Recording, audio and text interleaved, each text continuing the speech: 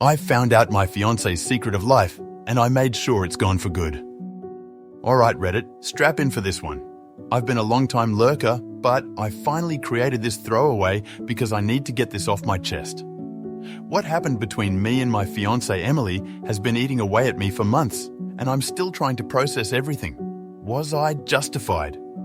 Did I go too far? I honestly don't know anymore, and the aftermath hasn't brought the closure I thought it would. I'm 32, working as a senior software developer at a mid-sized tech company in Seattle. Nothing flashy like the big FAANG corporations, but decent work with good benefits and enough stability to build a life on. I met Emily, 29, 3 years ago at a mutual friend's housewarming party. She was standing alone by the bookshelf, examining our friend's collection, a glass of white wine in hand. There was something instantly captivating about her. She had this quiet presence, warm brown eyes that crinkled when she smiled, and an easy laugh that made you feel like you'd known her forever. Looking for reading recommendations? I'd asked, immediately regretting how lame it sounded. But she'd smiled, tucking a strand of auburn hair behind her ear. Actually, I was judging your friend's taste in literature. Too much Stephen King? Not enough Donna Tartt. We talked for hours that night, long after most guests had left. Emily was an elementary school teacher, 2nd grade, who loved her little monsters, as she called them. She spoke about her students with such genuine affection, showing me drawings they'd made her on her phone. She wore a cardigan with little embroidered apples on the pockets. Everything about her screamed wholesome. Our relationship progressed quickly after that. First date at a local coffee shop where she brought homemade oatmeal cookies in case the pastries weren't good. Second date, walking through the sculpture park, where she knew the history of every installation. By our 3rd month together, I was completely smitten. And honestly, who wouldn't be? Emily exuded this perfect blend of intelligence, kindness, and old-fashioned values that seemed increasingly rare. She moved into my apartment 6 months later. Her teacher's salary was modest, especially in Seattle, and I was happy to cover most of our expenses. My place was nicer anyway, a 2-bedroom with a view of Lake Union, and having her there made it feel like home for the first time since I'd moved in 3 years prior. She'd grade papers at the kitchen table while I worked from home, occasionally bringing me coffee or kissing the top of my head as she passed by. We'd cook together on weekends, Emily always insisting on making things from scratch. The domestic bliss was palpable.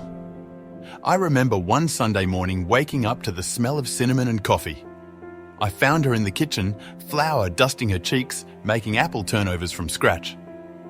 "My grandmother's recipe," she explained, looking up with that warm smile. "I've been wanting to make these for you." That's the Emily I fell in love with. Thoughtful, nurturing, seemingly transparent. "I never thought I'd find someone like you," she told me on our 1-year anniversary as we clinked glasses at the overpriced restaurant I'd saved up for. Someone so steady and reliable.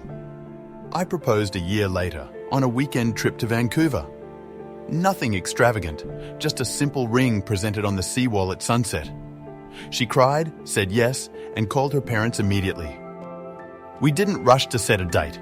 We both agreed that a long engagement made sense while we saved up for the wedding and possibly a down payment on a house. Everything felt right, on track, perfect. Or so I thought. It happened 4 months ago, on a Tuesday night in November.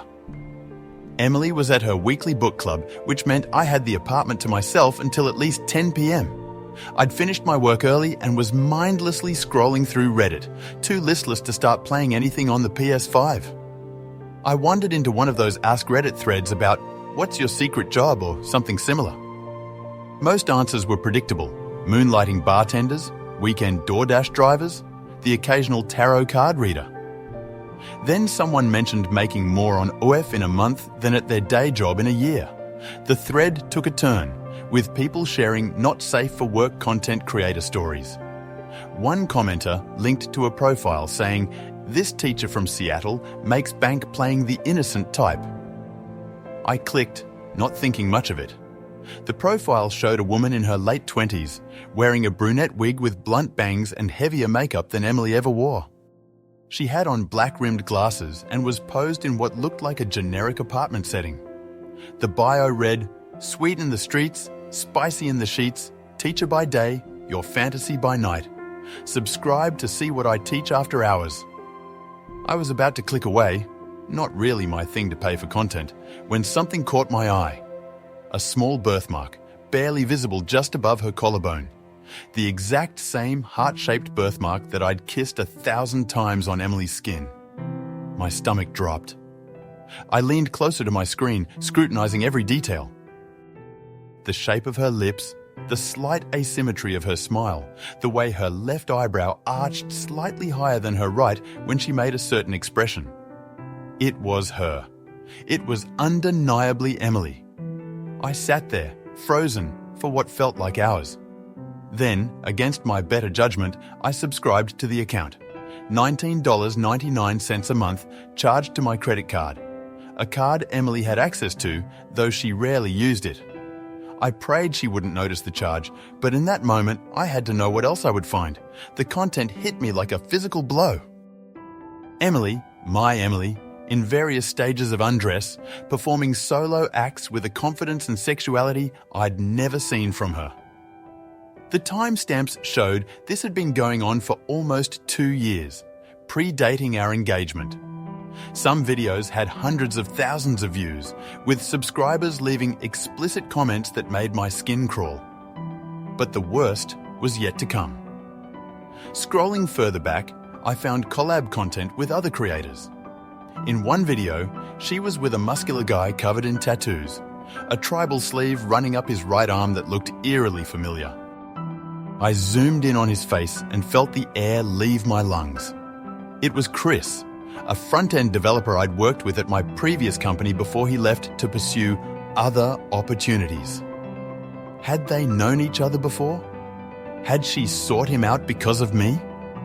My mind raced with possibilities, each worse than the last. I watched bits of their video, feeling physically ill. There was an ease between them, a familiarity that suggested this wasn't their first time working together. In the video description, she referred to him as a fan favorite returning for round 3. I clicked on her subscription tier information. For $50 a month, subscribers got exclusive one-on-one chat sessions. For $200, personalized content upon request. The top tier, at $500 monthly, promised the ultimate girlfriend experience with weekly video calls. The monthly earnings estimate on her profile showed over $38,000, more than double what I made. While I'd been paying our rent, covering our dinners out, saving for our future wedding, and feeling good about supporting my teacher fiancée, she'd been making more than both our salaries combined. Our entire relationship felt like a sham, a carefully constructed facade hiding this secret life. I closed my laptop and barely made it to the bathroom before throwing up. When Emily came home that night, cheeks flushed from wine and book club discussion, I couldn't even look at her. She noticed immediately. "Mark, what's wrong? You look pale," she said, setting her tote bag down on the counter. "Just a headache," I mumbled. "Think I'll turn in early." She frowned, pressing her hand to my forehead. "No fever. Want some Advil?" I shook my head and retreated to our bedroom, lying awake as she went through her nightly routine. The soft patting of her feet, the running water as she washed her face, the minty smell of toothpaste as she slid into bed beside me. "Love you," she whispered, curling against my back. I said nothing, pretending to be asleep. I lay there for hours, replaying moments from our relationship, searching for clues I'd missed. Had there been signs? The girls' weekends that sometimes fell on unusual days, the occasional unexplained absences, her insistence on having her own workspace in our apartment, all innocent seeming at the time, now cast in suspicious shadow. The next few days passed in a haze. I functioned on autopilot at work, attending meetings and writing code without really being present. At home, I maintained a veneer of normalcy while observing Emily with new eyes, watching for clues, signs I'd previously missed. She was good, incredibly good, at compartmentalizing her life. During the day, she was the same Emily I'd always known, sending me cute texts from school about her students' antics, preparing healthy meals, suggesting weekend hikes. But I began to notice patterns the self-care evenings when she'd take her laptop into the guest room and close the door for hours. The occasional packages that arrived which she'd quickly stash away. The friend Jess who called frequently but whom I'd never met. Once, I overheard a fragment of conversation as she spoke on the phone in our bathroom, door slightly ajar. "No, I can't do Thursday. That's when Mark has his team dinner. Friday would work better." Her voice was different, more businesslike, less of the soft lilt I was accustomed to. When she emerged and saw me in the hallway, she quickly explained she was arranging a dental appointment. I didn't confront her. Not yet. Instead, I began my own secret operation. I created a new email account and subscribed to her OV using a prepaid card. I set up alerts for when she posted new content. I tracked her subscriber count, which hovered around 2,500 people. I downloaded her schedule of special live sessions, which she somehow managed to conduct when I was at in-person meetings or out with friends. Was I becoming obsessed? Probably. But I needed to understand the full scope of her deception before deciding what to do. One night in December, I waited until Emily was asleep, then carefully extracted her phone from the nightstand. We knew each other's passcodes, or at least I'd thought we did. The code I tried didn't work. She'd changed it. Another secret. I tried variations of her birthday, our anniversary. Nothing. Then, on a hunch, I tried the date her account had started, according to the profile information. The phone unlocked. Her text messages revealed conversations with photographers, another content creator who gave her lighting tips, and yes, conversations with Chris, the tattooed ex-coworker from the videos. Their exchanges were friendly and professional, mostly scheduling coordination, but occasionally veered into inside jokes I wasn't privy to. Most damning was a conversation with her friend Tara, whom I'd met several times. Emily. "Mark's talking about a joint account again. Says it makes sense for wedding planning." Tara. "You know my thoughts. Keep your dollar separate. What he doesn't know won't hurt him." Emily. I know. It's just getting harder to explain why I never want him to spend on me, but also don't contribute more to our expenses." Tara. "Girl, you're sitting on a 6-figure nest egg while he thinks you're making $52K a year. Keep it that way. Men get weird about women out-earning them, especially how you're doing it." Emily. "True. Besides, not like this gig will last forever. Teaching is my real career. This is just supplementary income." Tara. "Supplementary? Whatever helps you sleep at night beside your clueless fiancé." I took screenshots of everything, sending them to my secret email account before carefully returning her phone to the nightstand. She stirred slightly, but didn't wake. For days afterward, I felt like I was living with a stranger. We'd go through our routines, making dinner, watching Netflix, discussing weekend plans, all while this massive deception loomed between us, known only to me. I'd catch myself staring at her across the room, wondering how she could switch so seamlessly between her worlds. Did she ever feel guilty? Was any part of our relationship real to her? By January, I had compiled a comprehensive digital dossier on Emily's secret life, subscription statistics, content calendar, income estimates, subscriber demographics, largely men ages 30, 45 in tech or finance, ironically, and interaction patterns. I even managed to pull IP logs from her laptop during a rare moment when she left it unlocked, confirming that many of her live sessions had happened in our apartment while I was just rooms away. I had everything I needed to confront her, to blow her entire operation wide open. But something held me back. Maybe it was the humiliation I'd feel when admitting I'd been so thoroughly deceived. Maybe it was the fear of what would happen to the life we'd built. Or maybe, darkly, it was the knowledge that confrontation wouldn't truly satisfy the betrayal I felt. Looking back now, this was my first critical mistake. I should have confronted her then, or simply walked away. A clean break would have been painful but quick, like ripping off a bandage. Instead, I let my hurt fester into something uglier. I wanted more than an explanation. I wanted her entire house of cards to collapse. The idea came to me during a company meeting about our disaster recovery protocols. Our CTO was droning on about redundancy, single points of failure, and the importance of backups. That's when it clicked Emily's online persona was vulnerable. It existed entirely in digital form, dependent on platforms, devices, and internet connectivity. What if those things disappeared? I knew OV had a deletion process that took 30 days to complete, a cooling off period where creators could change their minds. During that time, the account would be deactivated but recoverable. After 30 days, everything would be permanently deleted. Content, subscriber lists, messages, earnings history, gone. But to execute this, I needed two things: access to her accounts and a way to ensure she couldn't reverse the process during the 30-day window. A direct confrontation would only put her on guard. I needed subtlety. The opportunity presented itself in February when my boss mentioned potential upcoming promotions. I wasn't actually in line for one, but Emily didn't know that. That evening, I fabricated an elaborate story about being shortlisted for a senior architecture role that would mean significant advancement and intense preparation over the next few months. "That's amazing, Mark!" Emily had exclaimed, genuinely happy for me. The guilt I glimpsed in her eyes only strengthened my resolve. "We should celebrate." "Actually," I said, "I've been thinking.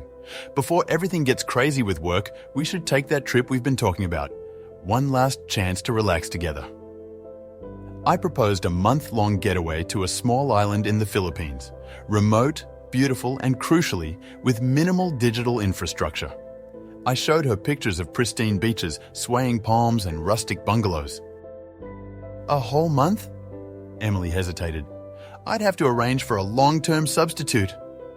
"It's perfect timing with spring break in the middle," I countered. "You'd only miss 3 weeks of actual teaching. Think of it as our pre-wedding honeymoon." She wavered, then smiled.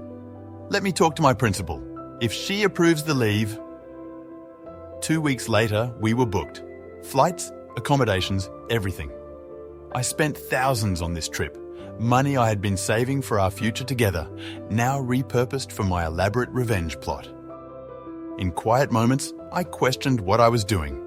Was I becoming as deceptive as her? But then I'd remember the videos, the lies, the double life, and my resolve would harden. Emily insisted on bringing her laptop for lesson planning and staying in touch with my substitute, but I expected that. It was part of the plan.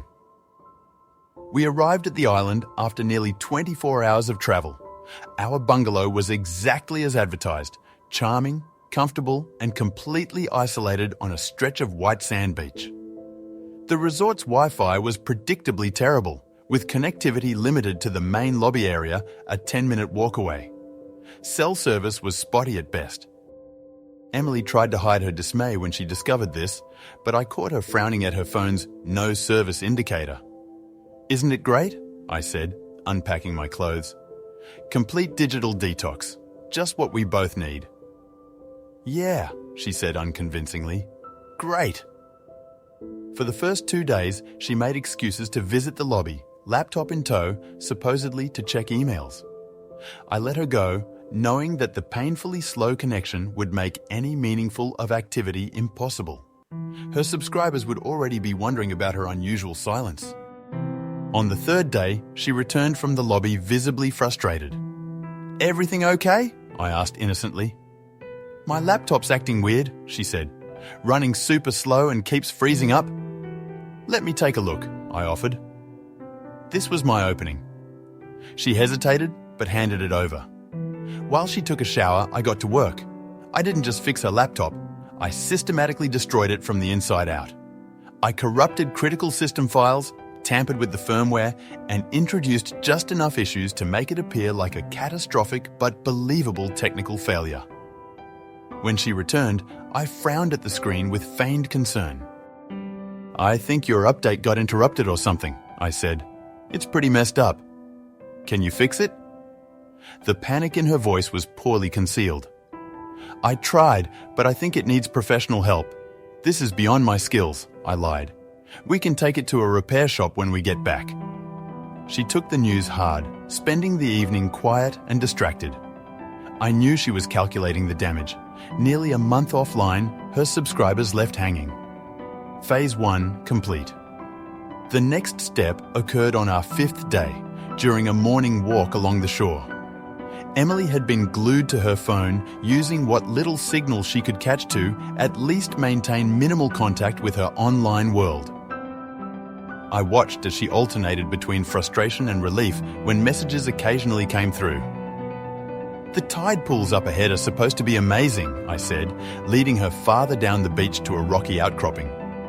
While she knelt to examine a colourful starfish, I pocketed her phone.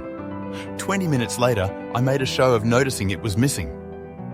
"Did you leave your phone back at the bungalow?" I asked. She patted her empty pockets, eyes widening. "No, I had it with me. I was just checking messages before we reached the rocks."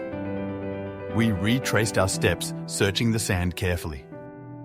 I made sure to lead us in circles, away from where I'd actually taken it. After an hour of searching, I suggested the inevitable. "The tide's coming in," I pointed out. "If it fell in the water..." Her face crumpled. "All my photos, my contacts."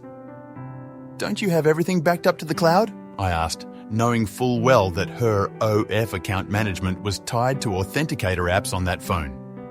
"Most things, yes," she said, but her expression told me she was thinking about what wasn't backed up. Phase 2 complete. Later that night, as Emily slept, I slipped out of our bungalow and buried her phone deep in the sand far down the beach. As I walked back under the stars, a wave of uneasiness washed over me. This wasn't who I was, this calculating, vindictive person. But I pushed the feeling aside. I was too far into my plan to turn back now. With both her laptop and phone effectively eliminated, Emily was cut off from her online persona. Meanwhile, I had my own burner laptop hidden in a waterproof bag in my suitcase, along with a satellite internet hotspot I'd purchased specifically for this trip. Late at night, while Emily slept, I would sneak out to a secluded spot and connect to her accounts using the login credentials and authentication recovery options I'd gathered from her devices. It took 3 nights of careful work, but I finally gained access to everything. On my 4th night out, I pulled the trigger. I initiated the account deletion process on OF, confirming multiple times that yes, I wanted to permanently remove all content and history. I cleared out her cloud storage of backup content. I sent brief professional messages to her collaboration partners that she was exiting the industry effective immediately. I even composed a farewell post that would be her last communication to subscribers. After much reflection, I've decided to focus exclusively on my teaching career and personal relationships. Thank you for your support, but this chapter of my life is closing permanently. All subscriptions will be automatically refunded for their remaining time. Please respect my decision and my privacy. 4th night out, I pulled the trigger. I initiated the account deletion process on F, confirming multiple times that yes, I wanted to permanently remove all content and history. I cleared out her cloud storage of backup content. I sent brief professional messages to her collaboration partners that she was exiting the industry effective immediately. I even composed a farewell post that would be her last communication to subscribers. After much reflection, I've decided to focus exclusively on my teaching career and personal relationships. Thank you for your support, but this chapter of my life is closing permanently. All subscriptions will be automatically refunded for their remaining time. Please respect my decision and my privacy. Then, I carefully covered my tracks, routing everything through multiple VPNs and making it appear that the actions had been taken from various locations, none traceable to our island getaway. As I closed the laptop, sitting alone on the beach with only the moonlight illuminating the sand, I didn't feel the satisfaction I'd expected. Instead, I felt hollow. I had just dedicated weeks of my life, thousands of dollars, and countless hours to destroying something that wasn't even mine to destroy. I could have simply walked away. Why didn't I? The 30-day countdown had begun. The remainder of our trip was a strange psychological experiment. I maintained the facade of the loving, supportive fiancé, planning romantic dinners on the beach and arranging snorkeling expeditions. Meanwhile, Emily cycled through stages of withdrawal from her digital life: irritability, anxiety, forced enjoyment, and back to irritability. "You seem distracted," I observed one evening as we watched the sunset. "Work stuff still on your mind?" She sighed, swirling her cocktail. "Just feeling disconnected, I guess. It's nice being away, but I like knowing what's happening back home." "The whole point is to unplug," I reminded her. "Whatever's happening will still be there when we get back." If only she knew how untrue that was. By week 3, she'd adjusted somewhat, seeming to accept our disconnected state and engage more fully with our vacation activities. We hiked to a waterfall, took a cooking class, and spent long afternoons reading in hammocks. In these moments, I almost forgot what I knew about her, what I'd done, what was coming.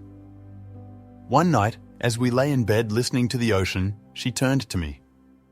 "Thank you for this trip," she said softly. I didn't realize how much I needed to step away from everything. Was that guilt in her voice? Acknowledgement of her double life? Or just vacation appreciation? I couldn't tell anymore. "It's good for us," I replied neutrally. "Reset before things get busy again."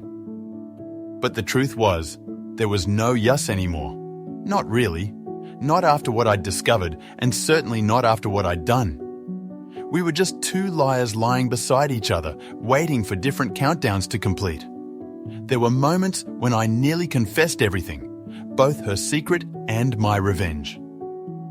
Once, as we watched local children playing soccer on the beach, she mentioned how much she loved teaching, how rewarding it was to shape young minds.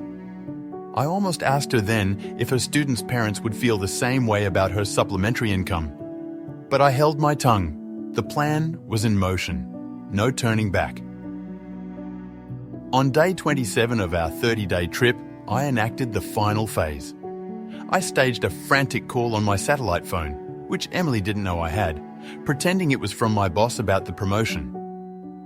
"What do you mean, final interviews next week?" I said into the phone, pacing our bungalow. "That wasn't the timeline we discussed." I paused, listening to an imaginary voice. "Yes, I understand the opportunity. No, I can make it work." Emily watched with concern as I ended the fake call. "Bad news?" she asked. "They moved up the final selection process for the promotion," I explained. "If I'm not back for in-person interviews next week, I'm out of the running." "But we still have 3 more days here," she said. "I know, I'm sorry. But this promotion means a lot for our future." The irony wasn't lost on me. I checked, and there's a boat leaving for the mainland tomorrow morning. I need to be on it to make my connections home. She frowned. "Both of us?" "No need for both of us to leave early," I said. "The perfect understanding fiancé. You stay, enjoy the last few days. I'll book you on the originally planned ferry." Relief flickered across her face. Whether at the thought of me leaving or the prospect of returning to civilization sooner, I wasn't sure. "If you're sure," she said, "I hate for you to travel alone." "Absolutely sure," I insisted. "No sense in both of us missing the rest of our vacation." The next morning, I left on the early ferry, waving goodbye to Emily from the deck as the boat pulled away. She stood on the pier, looking small and somehow vulnerable, watching until I was out of sight. I wouldn't see her again. Back in Seattle, I moved quickly. I packed essential belongings while Emily was still on the island, taking only what was undeniably mine and leaving everything we'd purchased together. I withdrew my half of our modest joint savings account. I left the engagement ring on the kitchen counter with a simple note, "I know everything. Don't try to contact me." Then I disappeared. I had already secured a new job in Portland, lower paying but willing to hire me immediately. I found a small apartment, changed my phone number, and deleted all social media. I told only my parents where I was, swearing them to secrecy. Through a mutual friend who remained unaware of the specifics, I learned what happened when Emily returned, She had apparently tried desperately to recover her OF account, only to discover it had been permanently deleted days earlier. Her subscriber base, content library, and income stream, all gone. She tried to restart with a new account, but without her established following, and with the algorithm no longer favoring her, it floundered. The friend mentioned that Emily was going through something and had become withdrawn. Taking a leave of absence from teaching after a parent somehow discovered her former online activities. Her carefully separated worlds had collided catastrophically. I should have felt vindicated. This was exactly what I'd planned. Her digital empire reduced to ashes, her double life exposed. But instead, I felt nothing. No satisfaction, no triumph, no closure. Just emptiness where our relationship used to be, and a lingering sense that neither of us had been entirely honest with each other. As weeks turned into months, this emptiness morphed into something darker. Regret. Not regret for leaving her, but regret for how I'd done it. The calculated cruelty, the wasted time, the energy expended on destruction rather than healing. I found myself lying awake at night, replaying everything in my mind. Why hadn't I just confronted her when I first discovered her secret? Why this elaborate, expensive scheme? What did it say about me that I'd gone to such lengths? My new life in Portland should have been a fresh start, but I felt stagnant. I'd taken a step down in my career, moving from a senior developer role to a mid-level position at a company with little growth potential. My apartment was half the size of our Seattle place, with thin walls and noisy neighbours. I'd made few friends and went on fewer dates. Meanwhile, I was still paying off credit card debt from our island getaway, a trip that had morphed from revenge fantasy to persistent reminder of my worst self. One night, after a particularly bad date with a woman who spent the entire evening talking about her ex, I found myself in a bar alone, nursing a whiskey and scrolling through old photos on my phone. Yes, she'd hidden a major part of her life from me. Yes, she'd lied about her income and her activities. But had I ever given her reason to believe I would accept that side of her? Had I created an environment where she felt safe revealing her whole self? Or had I unconsciously enforced the very good girl image that she felt compelled to maintain? These questions haunted me, not because I wanted her back, that bridge was thoroughly burned, but because I needed to understand my own role in how everything had unfolded. 3 months after leaving Seattle, I started therapy. My therapist, Dr. Klein, didn't judge when I recounted the whole sordid story. Instead, she asked questions that forced me to examine my motivations. "Why do you think you chose revenge over confrontation?" she asked during one session. "I was humiliated," I said. "I couldn't face her knowing what I knew." "And now?" "Now I'm humiliated by how I responded." Dr. Klein nodded. "What would you do differently, looking back?" The question stayed with me for days. What would I do differently? The answer was simple yet profound. I would have honored myself enough to simply walk away. No elaborate schemes, no revenge plots, no wasted time or resources. Just a clean break and the dignity of choosing my own well-being over retribution. It's been 4 months since everything fell apart. I'm still in Portland, working my less prestigious job, dating casually, but nothing serious. I've gone to therapy weekly, trying to untangle my own actions and reactions. Dr. Klein suggests I have unresolved trust issues predating Emily, which seems like an understatement. Last week, I received an email from Emily, sent to my work address, the only one she could still reach. It was brief. "Mark, I won't pretend to not know what you did. I don't blame you for leaving, but I do blame you for how you left. We both could have handled things better. I'm sorry for my deception. I hope someday you might be sorry for yours. Take care, Emily." She was right, of course. We both could have handled things better. I hadn't just left. I'd orchestrated a campaign to destroy something she'd built, however problematically. I'd responded to dishonesty with more dishonesty, to secrets with sabotage. Emily, from what little I've heard, has moved back to her hometown in Michigan. She's no longer teaching, at least not in Seattle. I don't know if she's tried to rebuild her online presence, and I've stopped looking. Some doors are better left closed. The money I lost, the rent, the trips, the engagement ring, I've written off as tuition in the school of life. An expensive lesson in verification and transparency, but even more expensive was the time and energy I wasted on revenge. Those months of plotting, the mental space occupied by schemes and surveillance, I'll never get that back. The other day, I calculated roughly how many hours I'd spent on my revenge plan, the investigation, the trip preparation, the execution. It came out to approximately 300 hours. 300 hours I could have spent healing, moving forward, building something new. Instead, I chose to remain tethered to pain and betrayal, extending its hold on me far longer than necessary. When I told Dr. Klein about this calculation, she asked a simple question: was it worth it? The answer is unequivocally no. The satisfaction I'd imagined feeling never materialized. The revenge didn't heal my hurt or restore my pride. It just created a new regret that I'd allowed someone else's poor choices to trigger my own.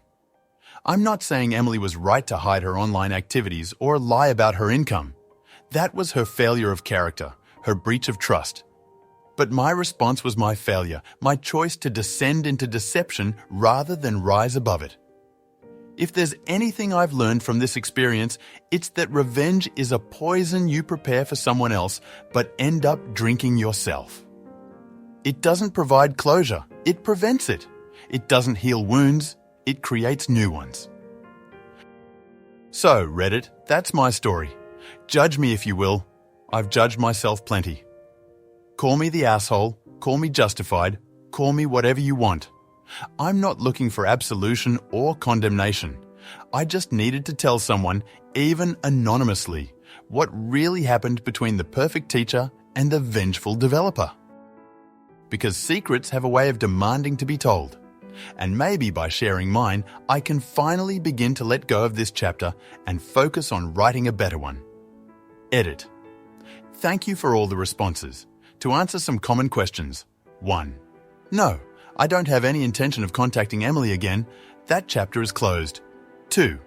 Yes, I've been tested for STIs. All clear. 3. No, I don't know if her school administration found out about her OV activities before or after I left. 4. Yes, I realize I could have just broken up with her when I found out. The elaborate revenge wasn't necessary. That's kind of the whole point of my post. 5. For those suggesting I was controlling by expecting financial transparency, I never expected to control her money, just honesty about our situation while I was covering most expenses. 6. To the person who asked if this was worth it financially, absolutely not. I spent around $12,000 on the trip and moving expenses, not to mention the career setback. Terrible ROI on revenge. 7. For those asking if I kept any of her content, no, I deleted everything I had. I'm trying to move forward, not cling to the past. I probably won't be checking this throwaway again. My therapist thinks writing this all out might help with closure, but honestly, it just brings back all the complicated feelings I've been trying to work through. Edit 2, March 25th. I didn't expect this to blow up overnight. Thanks for the awards, I guess, though I'm not sure this story deserves them. To clarify a few more things. Yes, it's true that what I did might technically qualify as hacking or unauthorized access. I'm aware of the legal implications, and that's partly why I moved to a different state. No, I don't think men are entitled to know everything about a woman's past or income. That's not the issue here. It was the active deception while I financially supported us that hurt. If she'd been upfront about having another income source but wanting privacy about it, that would have been a completely different conversation. For those saying she dodged a bullet, maybe you're right. I'm not proud of how I handled this. But remember, you're only hearing about the worst thing I've ever done, not my entire character. For those suggesting I'm somehow jealous of her success, not at all. I'm angry about the lies, not the money.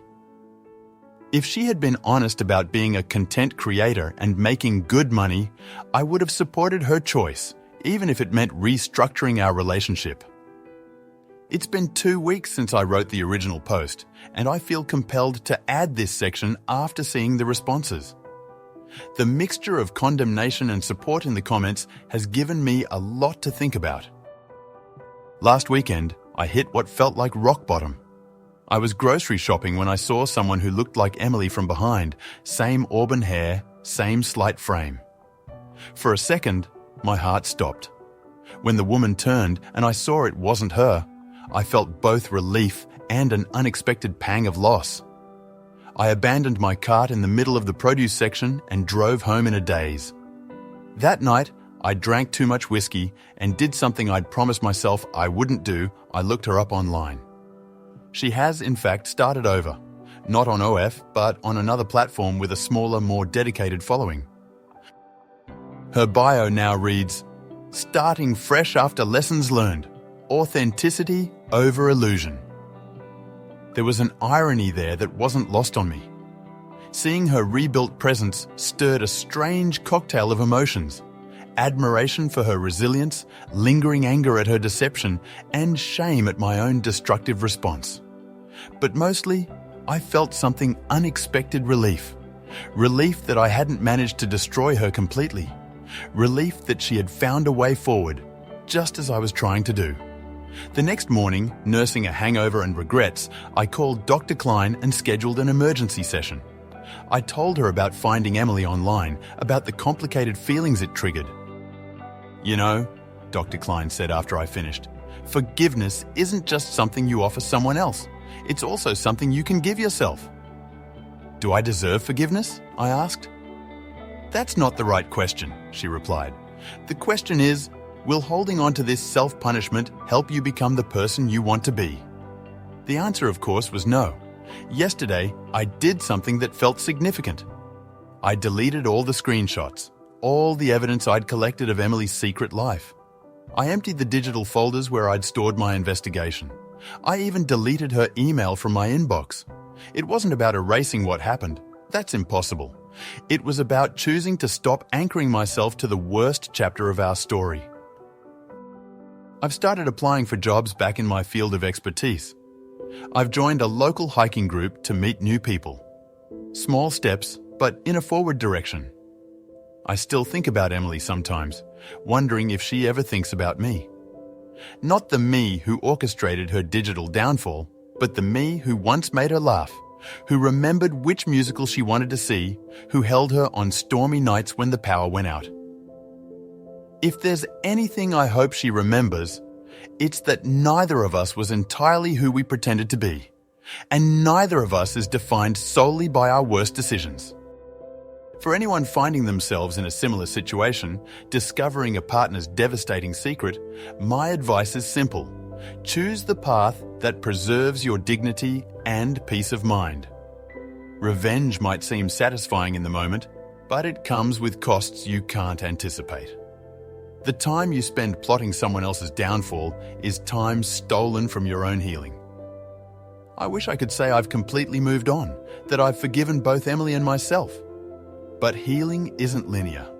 Some days are better than others. What I can say is that I'm trying, and maybe that's enough for now. Thank you, Reddit, for listening, for judging, for advising. Maybe sharing this story has helped someone else avoid my mistakes.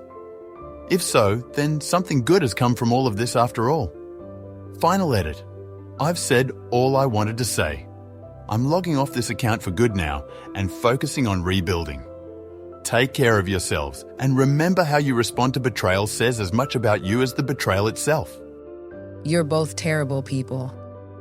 Just break up like a normal person next time. Yeesh. Dude really went full Count of Monte Cristo over an OF account. Reading this whole saga made me think about the profound waste of human potential on both sides. She clearly had enough intelligence, organization, and business acumen to build a six-figure online enterprise while maintaining a teaching career. You had enough strategic thinking and execution skills to plan and carry out a complex, multi-stage revenge operation spanning multiple countries. Imagine if you two had actually been honest with each other and channeled those impressive capabilities into building something together. What a tragic misapplication of talent. The calculated way you sabotage her laptop and phone while maintaining the loving fiancé facade is legitimately disturbing. This wasn't an emotional response to betrayal.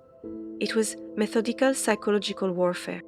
Most people, even when deeply hurt, don't have the capacity to smile in someone's face for weeks while systematically destroying their livelihood. That level of emotional compartmentalization should concern you far more than her dishonesty about income.